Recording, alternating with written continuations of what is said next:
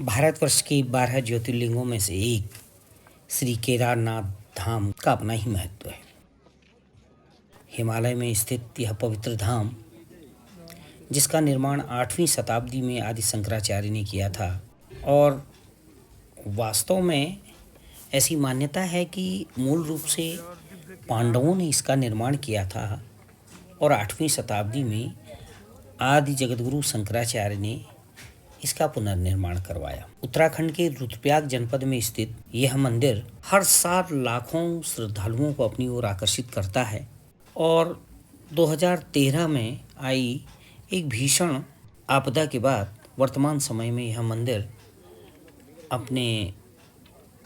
नवनिर्माण के दौर से गुजर रहा है। यद्यपि इस आपदा में मूल मंदिर को कोई नुकसान नहीं पहुंचा, लेकिन उसके आसपास का जो क्षेत्र है वह बुरी तरह प्रभावित हुआ और आज सरकार के द्वारा आसपास के इस क्षेत्र का पुनर्निर्माण करवाया जा रहा है। केदारनाथ का यह मंदिर उच्च हिमालय में स्थित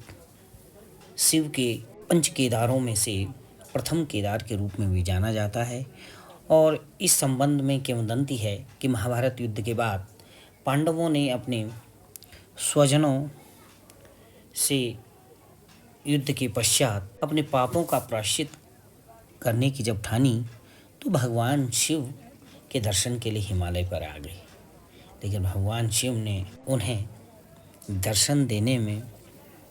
जल्दबाजी न करते हुए पूरे हिमालय क्षेत्र में उन्हें एक तरीके से पहले भटकाया और जब अंत में पांडव उनके बहुत निकट पहुंच गए, भगवान शिव ने भैंसों के झुंड में सम्मिलित होकर के उनसे अपने को छिपाना चाहा तो भीम ने अपनी दोनों टांगें फैला दी और जब सारी भैंसें भीम की टांगों के बीच से निकल गए तो एक भैंसे को पीछे होता देख भीम ने उसकी ओर अपना हाथ बढ़ाया और उसे पकड़ने की कोशिश की और उसके पृष्ठभाग पर जैसे ही भीम का हाथ पड़ा तो वह भैंसा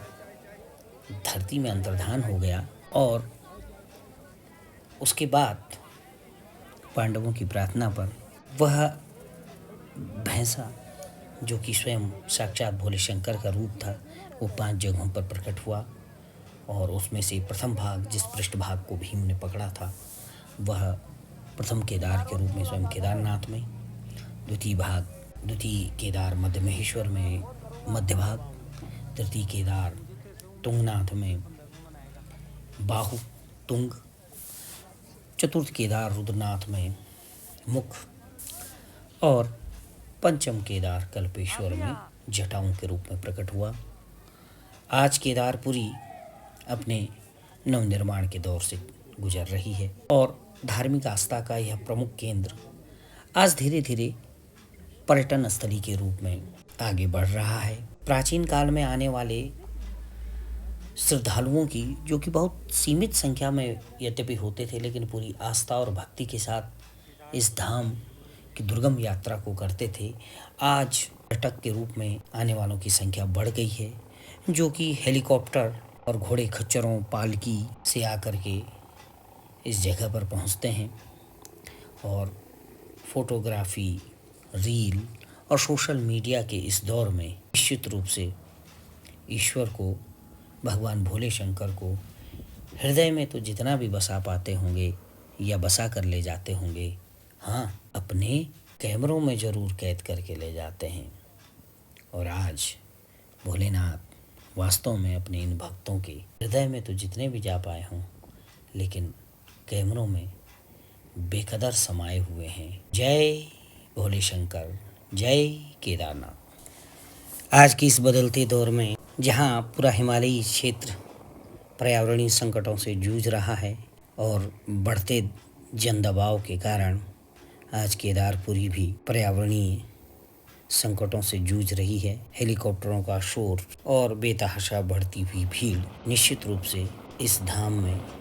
भविष्य के लिए एक बड़ी चुनौती बनकर सामने आ रही है। निश्चित रूप से शायद भोलेनाथ ही स्वयं इसका हल निकालें, ऐसी भोलेनाथ से कामना है। और वास्तव में यह भोलेनाथ के लिए ही संभव है कि वो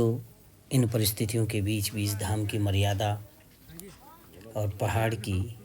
सभ्यता, संस्कृति और पर्यावरण के साथ समन्वय बना सकें। जय